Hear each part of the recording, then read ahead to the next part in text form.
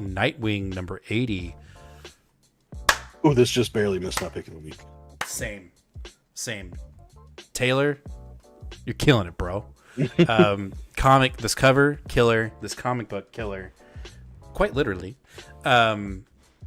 He is just doing a fantastic job of telling this new story and also just melding different mediums and different ways of telling a story visually and writing wise. The intrigue of this new character that they say it's his first appearance, but it's actually his second cameo appearance in Heartless. We've been building up this villain for 2 issues now. It's been great. We're continuously shitting on Nightwing in this book, in the sense that like he brings in his brother, who is another Robin, and he actively says, it's not his actual. I thought it was his brother. Okay, well, like I mean, Batman, he says he calls him brother, but Bat family brother. Yes, right. And basically says like Tim Drake. Everybody likes Tim better than me as Robin. So like Nightwing knows that he was a shitty Robin, or at least the perception of him is a shitty Robin. I don't know that personally, but I just like how the Bat family continuously gives him a hard time, whether it's, a group text message about how he fucked up again, or, stuff like that. It's just a good book. Like, basically we're trying to solve the mystery of all these kids who are orphaned, who basically their parents have lost their hearts, quite literally, like their heart has been ripped out of their chest. And we also, Nightwing gets accused of murder in this book, and he has to come up with an alibi, and his alibi is Oracle, because he was with Oracle all night in the previous issue. Yes. But while they're being hold on, Professor Comic says, in Bruce's eyes, everyone is a shitty Robin. Damn. Yes, that is true.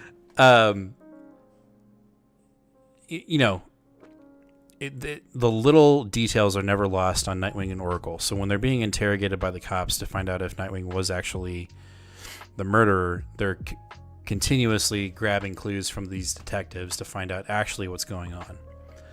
And so when Nightwing calls in, the other Robin, we get a little play of like family drama again, where they're having a dialogue about Oracle, and then they realize that Oracle's actually on the line, like on the communication line. And the artist, and I think Taylor did a great job of like melding different art styles. And so when she cuts in to say, hey, like I'm still on the line, I hear everything you're talking about, she's in like this chibi anime form, which I thought was hilarious. And then when we get like a fight scene, we see Nightwing putting together his sticks to make like a fighting pole or a fighting staff.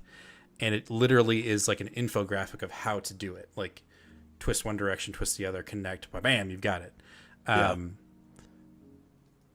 It's just a fun book. I was not expecting to like Nightwing.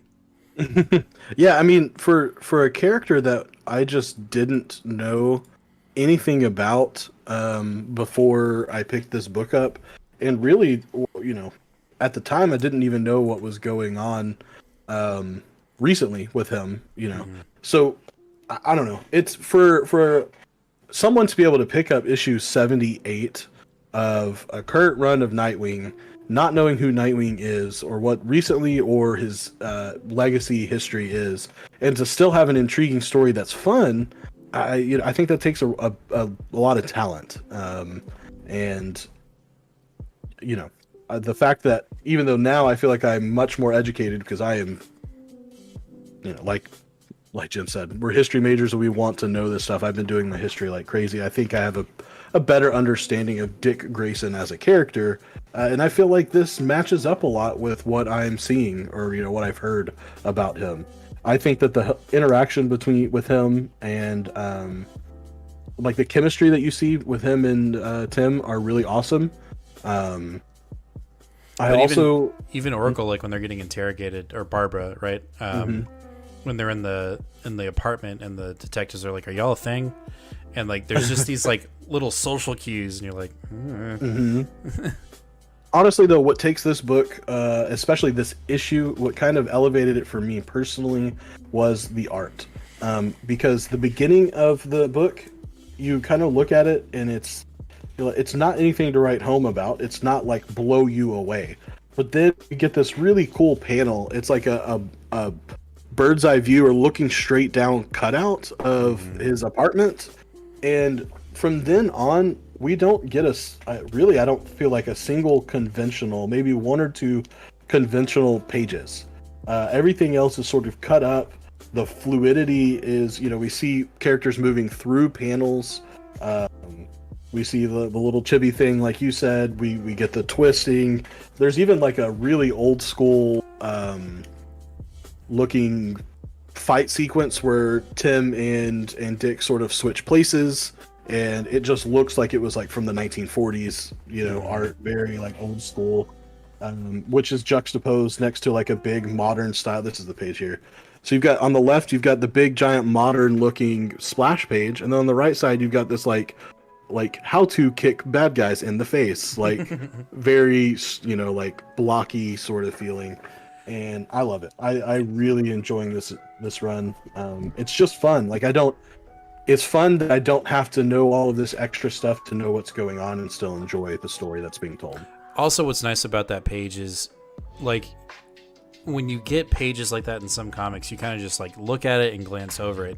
But what I find myself doing in this book, like you said, like the overview of the apartment or the infographics or even that panel, is like you really dissect it and look at it. I mean, you could get caught looking at it for 5 minutes just to like get all of the detail of what's going on so you don't miss anything. And I think that's the beauty of this comic, is it's written so well and illustrated so well that you don't want to miss a thing, and you really want to just eat all of it up. I think it's great. Yep. Let's see. Patrick says, I'm really glad I subbed to Nightwing at least the minute Tom came on. I agree. Also really dig the throwback to the running the train in the 90s. I'm pretty sure Nightwing trained Tim Drake Robin while running atop a train blindfolded Wicked. I like that a lot too. And then Jaden says it reminded me of the Daredevil cane.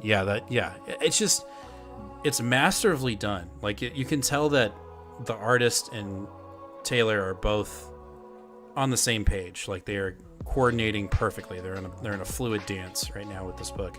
And sometimes you don't get that with a lot of books. So kudos to them for pulling it off on a book like that. Yep. Stefan says pretty much exactly what we're saying here too. Never read Nightwing before 78.